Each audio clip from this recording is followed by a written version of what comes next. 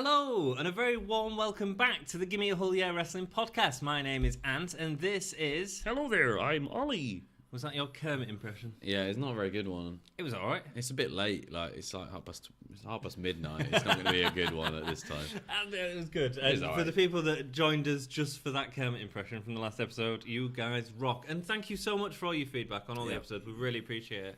We're going to go into the NXT 14 review on the 5th of December 2018, back to the Plymouth Pavilion. Yes. But before that, we've had a couple of awesome comments, which we are so grateful for, because you guys, like, the last episode, half of the episode was just us talking about one comment, because it was such a good comment and so much to talk about. It always spawns a really good conversation in the comments. It does, yeah. So thank you very much. So hit them comments up below and let us know what you think, and we'll probably mention it in the podcast, which would be awesome. Jamil Mendoza says he feels that most of the UK women outside Ginny, Storm, Kai and Ripley are sort of bland in terms of character. A lot of them don't have like really specific, like gimmicky characters. But I think you know, you look at someone like Xia Brookside, and she's like got that happy-go-lucky. She portrays exactly what she's supposed to portray, which is like a plucky underdog character. Yeah, you don't want to give someone like Xia Brookside a massive character because you're not pushing her. You want to. Later on down the line, you want to give her something, but right now there's no point because you're not doing anything with her. So I sort of get where you're coming from. That's why they've just started pushing this Isla Dawn thing with the I think the one that you didn't mention was Isla Dawn, and I think she's got something there that's sort of developing more and more as we get in. He also says that Kelly's hot, but don't see her going far right now. Killer Kelly. Yeah, man. Like I think she's a real hot property at the moment. I think I think you said it before. We've talked about this. Is that that's why they're keeping her out of the. That's why they kept her out of the UK Women's Championship tournament. I thought he meant hot like attractive. Oh right, but maybe she's just a hot property. I don't know. I mean, I think she's both. Let us know, Jamil. She's both. She's confirm. She's both. And Charlie Morgan is the British Liv Morgan. Well, they do both have the surname Morgan. So that is no.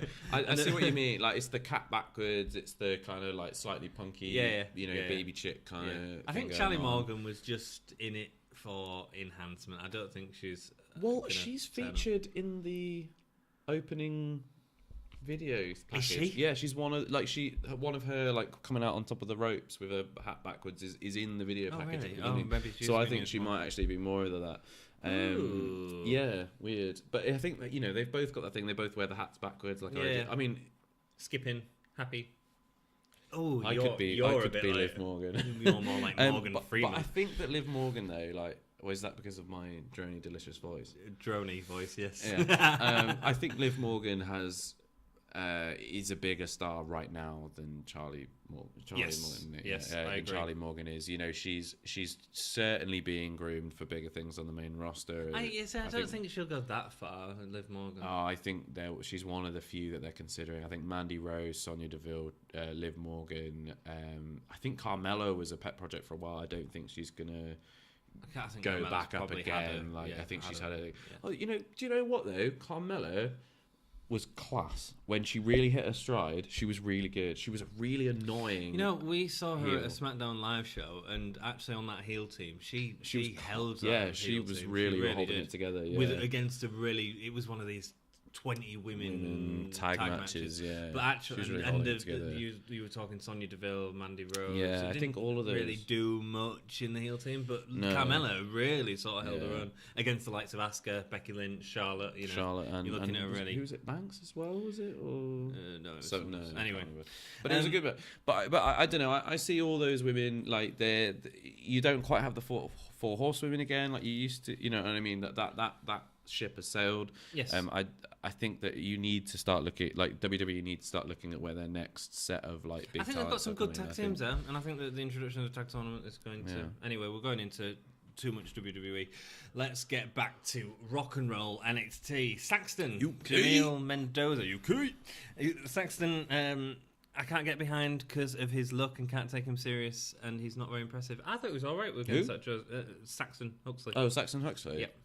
I still just can't get over the fact that he looks like a grown-up Donny Thornberry, but also Jesus. So I don't know. He's got a lot of gimmicks on the go at the moment. I think he's great. Actually, I think he's like Luke Harper in that he's like that kind of big hairy, wild-looking guy, but he's really talented in the ring. He can do a lot. Maybe it really surprised. I quite like Saxon Huxley. I like him. It really surprised me that he wasn't on the list of people that got a contract. Yeah, because he's got a look, hasn't he? He's got a look, and he's got a character and a storyline that's going on as well. And I guess do you know what? I think now more than ever, WWE are finally moving away from just bigger is better, and so they're employing a lot more guys. You just look at the way that AJ Styles has been treated since he's joined the company. He's what 5'10", 5'11". Yeah. He's not a big dude. He's well built, but he's not cut, is he? He's not got he's got a great physique, but he's not insane. But he's had a 367, 369 day run as WWE. Yeah, I mean that's massive. Year. But and defended against every anyway. Major guy you could put him against. You're not just looking at the size. AJ Styles is one of the best talents in the world. Yeah. But so is Nakamura. But you see how he's been treated. I know. Yeah. I think it comes down either way. But I think it's not like the age of when only the biggest. But here's the problem. And I've said this to Dom a few times. You can't expect everyone to get a massive push in WWE. There's so many people that are so good. An interesting thing about Killer Kelly, Manfred Bazarov said he's also surprised that they're not doing much with Killer Kelly. Maybe when the Germans come in, she'll be with them. She was pretty big over there. P.S. goes without saying that Dunn versus Devlin was excellent. Made Devlin look like a real star. Agreed, man. But maybe that will be when Killer Kelly comes out. Maybe. Awesome. So now we'll go into the review of the episode. If anyone's watching and wants to put a timestamp for when the actual review starts, and so they can skip the comment section if that's what we want to do, feel free. That'll be awesome. That's fine by us. So the first match we go into is Joseph Connors versus Dan Maloney. He's been in a lot of episodes recently, Dan Maloney. Has he? Yeah, the last he's just so forgettable. 3 weeks. I don't know. Something about him is sticking with me, and I think it's the commentary thing that they do every single time he comes out. It's weird. It is weird. They were saying most of his friends are in prison. Yeah, they keep doing this. Every single week he's come out, they've said, all his friends are in prison and he wants to set a good example. But this week, which I don't think they've done previously, they went, his mum was a single mum. And I was like, you're not pushing him for one. I guess maybe you're trying to make him look like a plucky kind of baby face. Some story. But if you're going to do that, why job him out every week? Yeah, it makes no sense. I don't get it. And I don't really like the deep stuff. I don't. Do you know what I mean? I just think I don't at all. There was a woman. I think it was the first Mae Young tournament. I don't think I've talked about this with you on this podcast. And she was coming out of. She had this gimmick where she'd stand in the ring and she'd do that, as in she no longer had a ring on her finger because she was with an abusive ex-husband. And you just think, man, that's going quite deep. And I don't watch wrestling for that sort of deep level stuff. I watch wrestling to escape that kind of stuff and entertain. Well, I don't escape it because I don't beat my girlfriend and she doesn't beat me. No, I know. But there's a world where that stuff is awful stuff happening. Prevalent. And I watch wrestling to escape, and it's quite similar with Dan Maloney. I feel like they're giving him this real world thing that's not. And if that's true, I mean, I wouldn't if we came out and we did this podcast and and somebody introduced it and they went, this is this guy and he's got these problems. He grew up with this. I'm kind of whoa. He grew up with acne. Yeah, and Anthony grew up with a beard from the age of 2.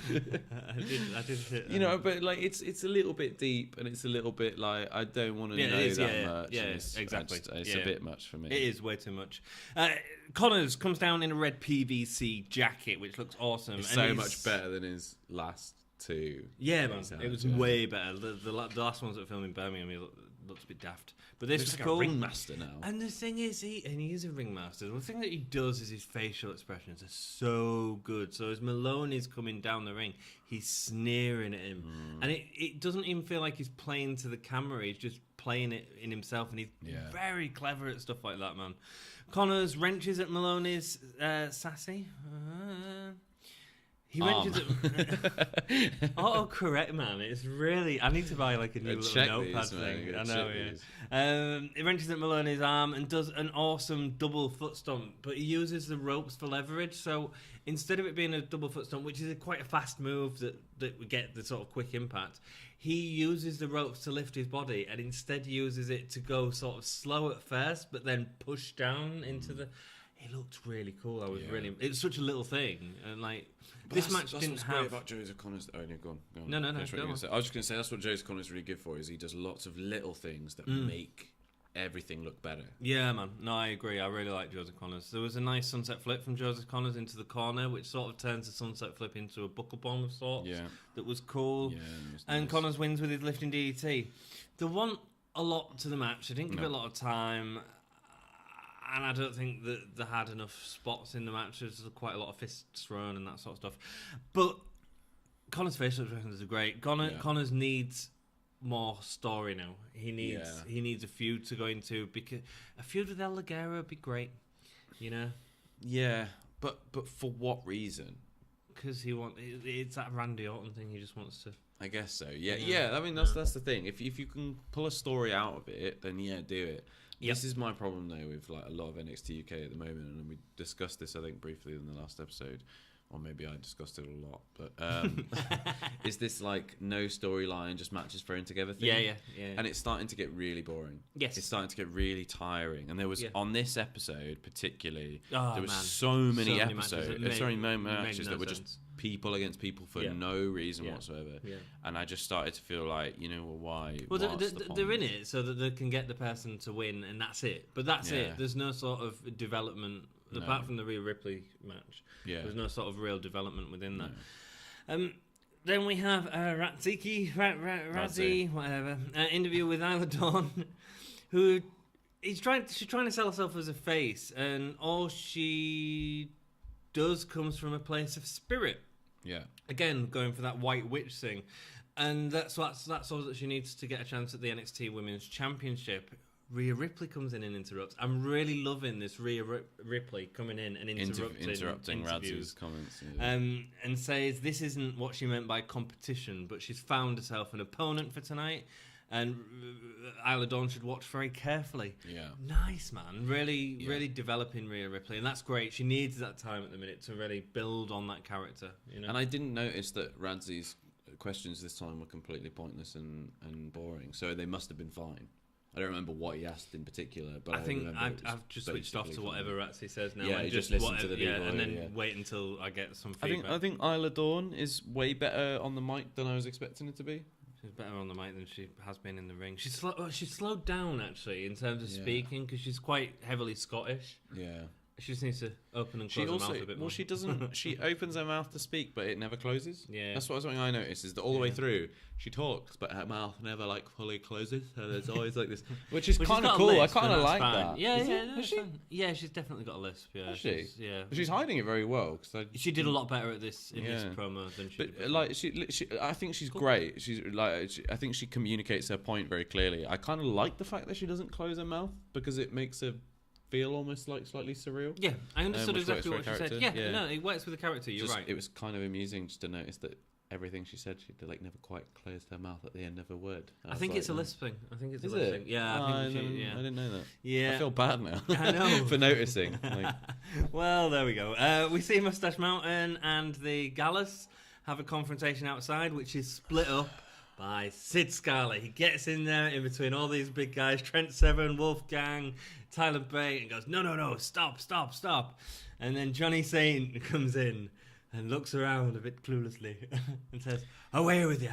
Yeah. Like a dude from like Pirates of the Caribbean or something like that. Like this whole segment was a problem for me. I liked it. It felt real raw. Okay, so here's my first issue that I noticed. All right, Tyler Bates' pants. Well, I mean, there's Tyler Bates' pants, but Tyler Bate and Trent Seven are coming across, right? The camera pans and it cuts to like Gallus coming forward, and they're walking forward from the end of a car park that is like obviously like you can see the skyline behind it. Okay. So and there's a wall. So have they just been sat on the wall? No, they've been strategizing over what they're going to do in a car park space. Yeah, absolutely. In an empty car park. Don't want to do it backstage because Sid Scala might come in and ask some question, or Ratsy might. Do you know what I mean? Though Hello, it's a bit like, what have you just been doing beforehand? Why are you stood? It's like probably dealing it's drugs. So very. I probably can't say that on the It's podcast. so very clear that yeah, definitely not. No, we would bleep over that, but we're choosing a new format. We're not doing that now. Yeah, cool. So, sorry, we don't want anyone to watch this anyway. No, but it's very clear that like they've just been like someone's just gone. Oh, you just walk over from that side of the car park. Do you know what I mean? It's just.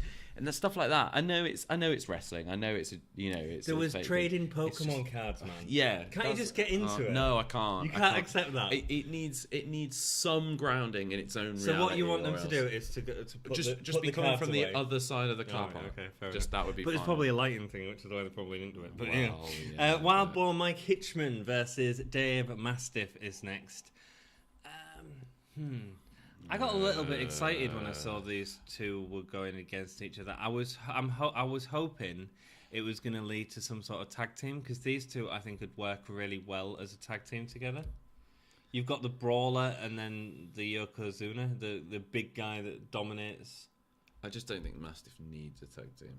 Maybe not. He's so over, and he's the thing is that my problem is that I don't think they know what they're doing with Mastiff. I think they're just going, we've got no plans for him, but we know that he's great, so we'll just let him squash people for weeks and weeks and weeks. Yeah, but it's again starting to feel. The problem is it's for me, it's playing into this thing of just everybody being matched up with random people every week.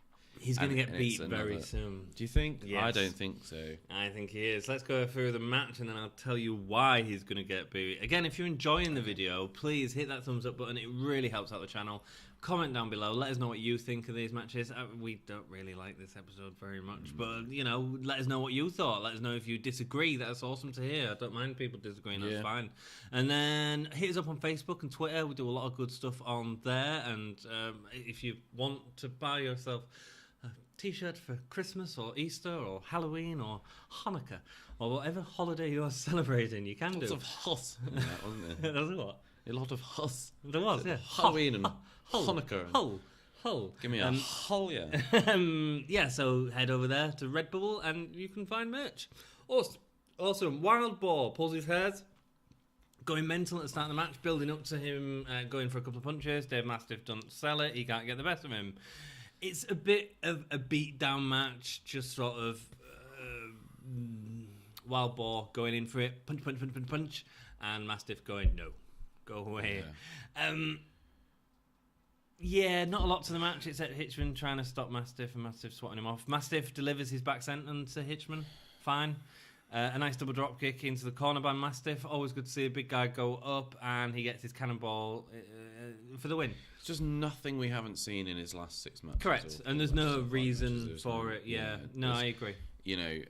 But is that just building him up as a monster, putting him against someone that doesn't matter? We already know that he's a monster. Yeah. We don't need it anymore. I suppose for somebody who's just watching the first episode, the first time today. Mm-hmm. But it just, I'm starting to get like, we need something. We need a storyline for him. I thought they were going to build with something with T-Bone that lasted a week and it's gone. Yeah, and it's like, and he buried T-Bone. And then we were supposed to, get behind T-Bone versus... T-Bone is in the next match. But before that, we have an interview with Mastiff. Ratsy said he's undefeated. Mastiff talks about going to the top, and we get a blurred image in the background. I thought it was a backstage person, actually. I did, but then it was there too long, and I went, they're doing something with this. Yeah. It looked like, like when in Lord of the Rings, where you see Gollum in the background, and he's blurred out, and he's there. Yeah. It was like that. But we didn't know who it was until Mastiff leaves, and the camera goes in focus, and it's Eddie Dennis. Yes. I'm calling this now. I think Eddie Dennis is going to beat Mastiff. Okay, I'm calling the opposite way, and Mastiff's going to beat Eddie Dennis, and do you know why? Why? Because Eddie Dennis will not be able to lift Mastiff for his finisher. No, but he'll do something else. He'll do his long arm gangly. What, he'll go like, what is it? So bring a baseball to the ring, maybe, and just the Pirates of the Caribbean movie where his tentacles like kill a guy. Do you know what I mean? Like he's got tentacles on his face, and rather than killing with his arms. Yeah, I think Eddie Dennis is going to beat Mastiff, and I think that's going to be the big push for Dennis. I think the opposite. Cool. I think Dennis is losing to Mastiff. I think it's interesting. Right, and here's what's interesting is because, I get what you're saying, but like when the two of us like disagree with each other, then suddenly it's becoming interesting because I think you could probably see my point and I can see your point. Oh, yeah. And that makes for an interesting story. So although the match had no story, at least the building up to something. One of the things what I remember as well is this is the first time we've gone to Plymouth, so these 2 episodes, maybe they are a bit slow because they're just sort of showing the filler, getting into storyline stuff, and then building out throughout the rest of the show. But that's a backwards way of doing it. It is really bad. Like, you should be building for the show, not building for the venue. Absolutely, it should be a weekly show that's aired on the network. But again, they're still doing this thing of this week, last week on 2 episodes that air at the same time. Yeah, because they're trying to get rid of them all, aren't they? They're trying to get. I think they'll do 2 episodes up until Takeover. You know. Yeah. And then after they do the takeover in Blackpool in January, I think they'll go on to 1 episode. I think they need to go live. You think they need to go live? Yeah. I don't think they can. I think it's a lot of money, man, to go live. It's a bigger production. Or a production truck. Do the NXT thing. Like, do what they do with NXT. So do a shorter span of filming for a 1-hour episode once a week. Yeah, maybe they will do that. But they film so much over a short span of time, and that's why this episode feels like we're just getting a load of that sort of. But there's been too much of that in an early days show. You want to build real excitement. Yeah, there's been too many episodes that were like. I mean, we were talking about episode 12, weren't we? About being the very first episode standout, and that's episode part of the problem because tune into. A lot of people have been talking about Rhea Ripley winning the NXT UK Championship, and a lot of people have watched it and said we'll give NXT a try. Yeah. And then they come into a good 13. Half episode for the first episode, and then an hour and a half of meh. Well, Well, even what you guys think. Do you think it was meh? I'm always quite interested. I think 13 and 14 have been meh for the most part. Next match: Ligero versus Tyson T-Bone.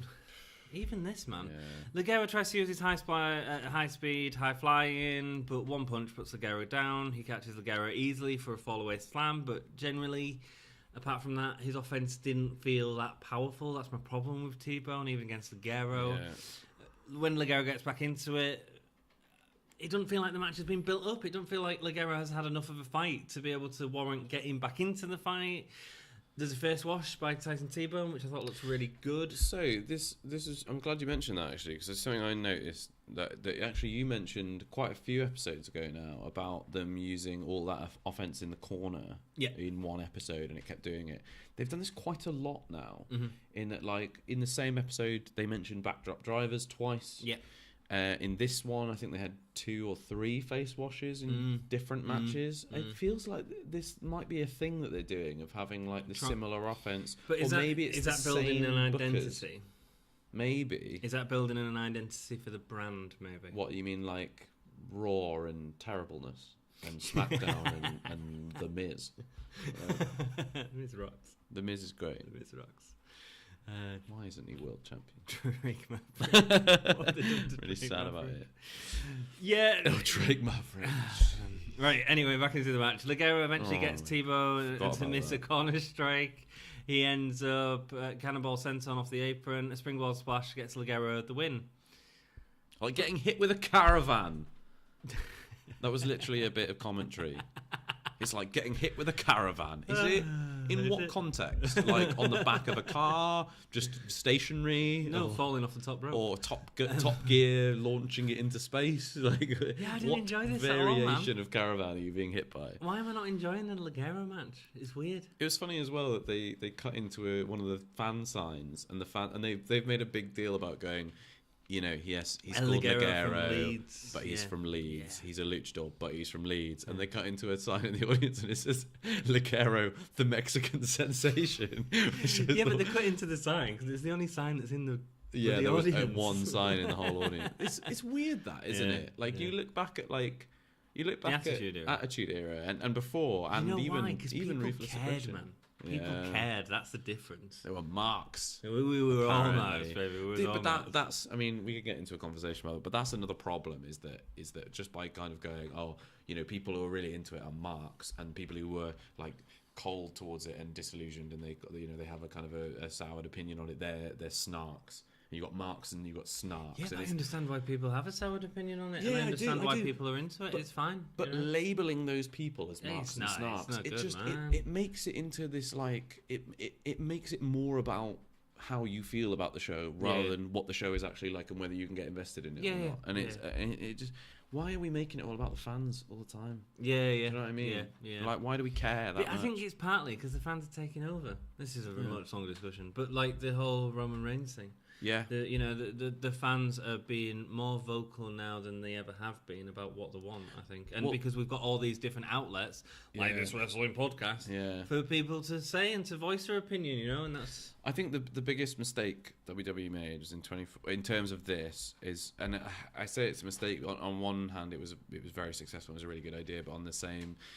in the same way that they opened up a door to all of this is the the pipe one was great, but that was more about CM Punk himself. Yeah, but it's also breaking the fourth wall as well. You're right. Okay, yeah. The Yes movement when they cowed to because they had no intention of putting Daniel Bryan in the main event until the audience demanded we will not. Yeah. Stop chanting until this happens, and that's why they Roman Reigns. Okay, like we'll go with Daniel Bryan, then we'll let him be the guy, and then the audience went, if we complain enough, we get what we want, and that's not the way it should run. Like it's not like yes, the audience are the people who are paying for the product, but if I'm paying for a movie, if I go and watch a movie at the cinema, I don't expect to sit and watch the movie and go, well, you shouldn't have done that. You shouldn't have done that. You shouldn't have done that. You should make that better. Like, I'm not expecting James Cameron to be like looking at my tweets and going, "Oh, well, I better direct the next one better." Do you know what I mean? Guys, it's ridiculous. Check out the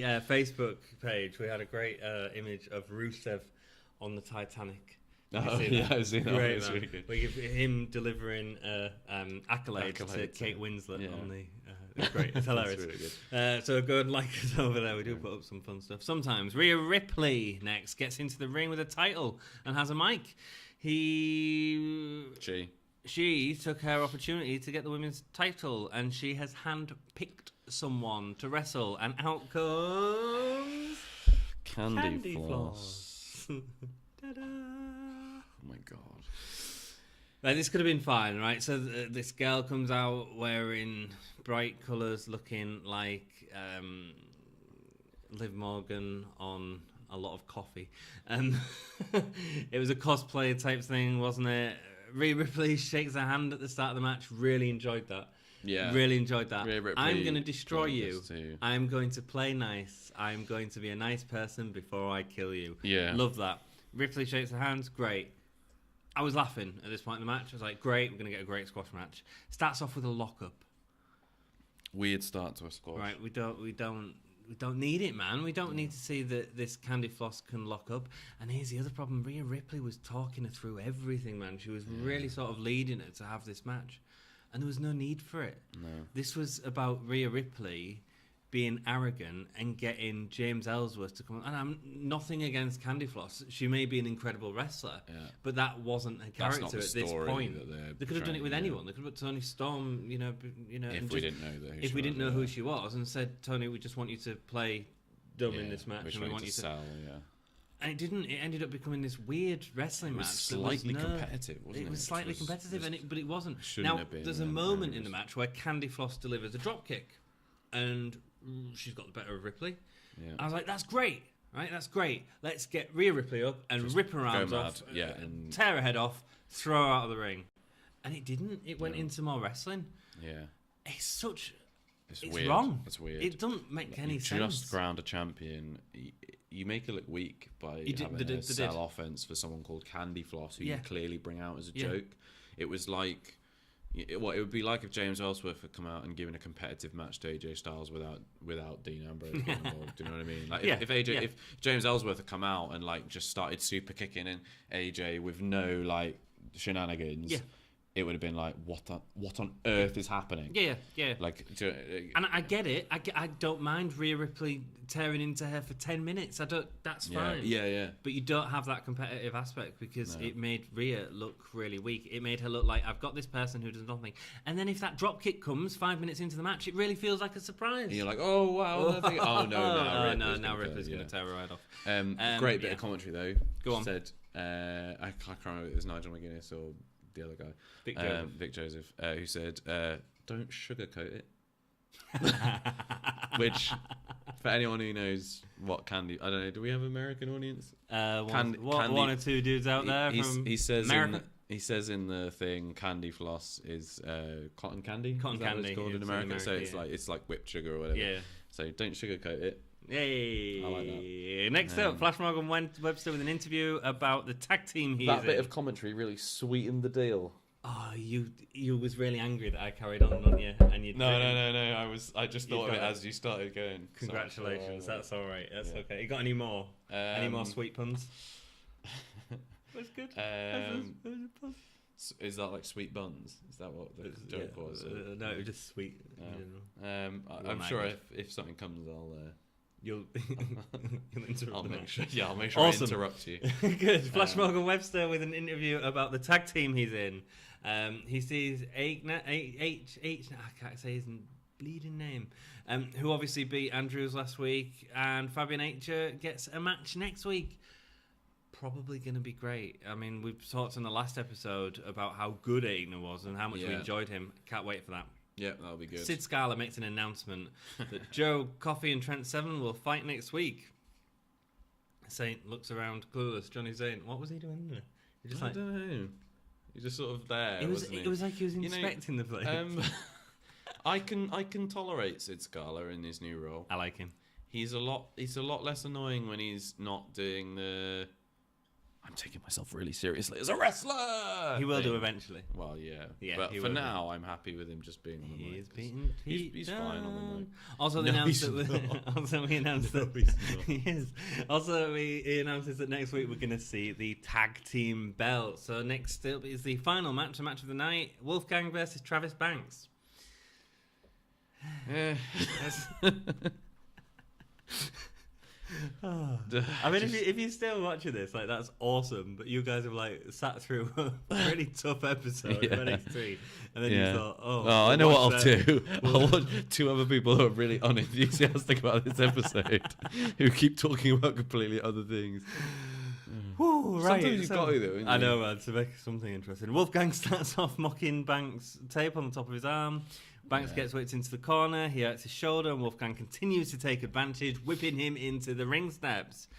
Banks' kicks were quite nice in the ring. I want that sold on Travis Banks in the UK tournament. He made it to the final. Was that good? I think he's good. I don't know. There's just nothing that he does that when you've got the people on NXT UK that you've got feels particularly out there. Or the booking of this match was terrible. Yeah, it was terrible. Yeah, it was. Wolfgang, so Banks delivers a kick. Wolfgang sold a kick to the corner really, really well, like throwing himself in for a bigger guy. Looked great, amazing. Springboard into the back of Wolfgang, who's on all fours, but it sort of misses. He slides over, and if he had landed on his head, it would have really hurt him. I don't like that move. Yeah, it didn't make a lot of sense. Wolfgang's like on all fours, and Banks just like slides. It was weird. Yeah, and they tried to cut to another angle to make it look like it hit more, and it just didn't. It didn't look any better. It just looks like his heels clipped this side as he slid over it. Yeah, but they sold it as like a double stomp to the back, and I was like, I'm not buying it. So the story all the way through the match is obviously Wolfgang going for the arm. The Coffees are trying to distract on the outside. Eventually, the Coffees distract too much. This wasn't long either. I was really surprised at how short this was. The Mustache Mountain come out. Matches, didn't they? Yeah. In this episode. Mustache Mountain come out to save Travis Banks. Thank you. Yeah. The end of the match. So we're introduced to Travis Banks for the first time. This is the first time we've got this. He's a major star. He is a big deal for NXT UK. Yeah. Right.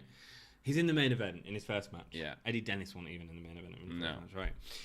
Big deal. How much WWE like him? The way that he wins this match is by Trent Seven, the face, holding Wolfgang's arms when he's doing a suplex. No, he grabs his ankles so that he falls, and then he falls into a pin. And then Travis Banks falls onto him. He falls onto him into a pin, a smaller guy on top of a bigger guy, in a pin attempt that would not have got him in any other situation. No. It's literally just like the fact, his leg was pulled, therefore he's going to lie on the floor for a 3 count. It's awful booking. Don't make any sense to me. Yeah, look, this might go somewhere that's really good. I don't know, but this is the first time that people are seeing this guy. Yeah. And that just, wow. Actually, if a trip of the leg is enough to like make a 3 count happen, how does anybody kick out of anything? Yeah. Do you know what I mean? Like, it doesn't make any logical sense whatsoever. Yeah. Like, he just falls on him after a leg trip. Here's the other thing. Gallus have lost here, so are they winning this feud? There must be. Well, they've got to. Yeah, I think they have. Because you're not going to push Mustache Mountain and Travis Banks, are you? I don't think as a trio. I don't know, you want your trio that you've actually created into a stable to go. Yeah. Although if you look at like Riot Squad, they get fed to 3 random pairings, every week. So, Gallus have lost. Yeah. Okay. Fine. Let's see where it goes. I suppose they've got something to. They've got a bone to pick now, haven't they? Do you have any notes on this match? Just lots of his notes and his nothing. I was literally watching it, just like, this is meh. We've got to talk about this. There was an episode. There was a match earlier, and my comment was literally, eh. That was it. That was my only comment on the match. How many guest stars are you giving this episode, dude? 1.25.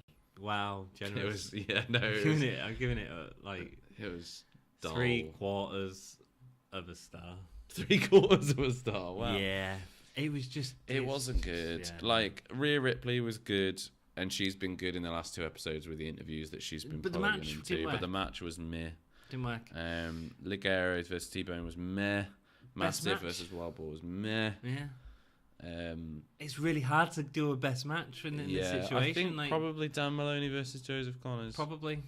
But just not because of Connor's face. On it being particularly good. No. But just on it being the best of a bad bunch. Yeah. Best performer, I'd go Connors because he was the thing that made that match. I don't remember Dan Maloney. I think just Reah Ripley for interview segments. I think probably. I was really convinced by her. The whole the way she was talking to that match, man, was just I guess. But anyway, that's cool. Let us know what you think. It'd be great if some of you could start leaving your best match and your rating of the. That'd be really cool to sort of see your opinion. Absolutely. Thank you so much for watching the episode. If you've enjoyed it, please hit that thumbs up. Head on over to Facebook and Twitter and subscribe. Yeah. Hit that bell. That ring bell, and we'll notify you when we come out. We might even try a live stream at some point. Yeah, maybe not next week. I'm a bit busy, but at some point we'll try and do a live stream. It'd be cool. And we've discussed the way that we're going to try and do it when Ollie is away, and we are going to try. This is part of the reason that we're doing a slightly different form of recording today. So let us know if the quality is still okay. We are going to try and do a Skype call and record that and see how it goes, so we can still get content out to you. And it might be a little shorter, it might be a little bit more bitty, it won't be as flowy as this, but we'll do that. Yeah, we'll still have we'll be back at some point. And you'll get to see my face probably kind of slightly pixelated, and my laugh which would be much better, hilarious. Actually. Yeah, because who wants to see this? Absolutely. Thank you very much for watching. You do wonders for my self-confidence. Good. Keep it gay.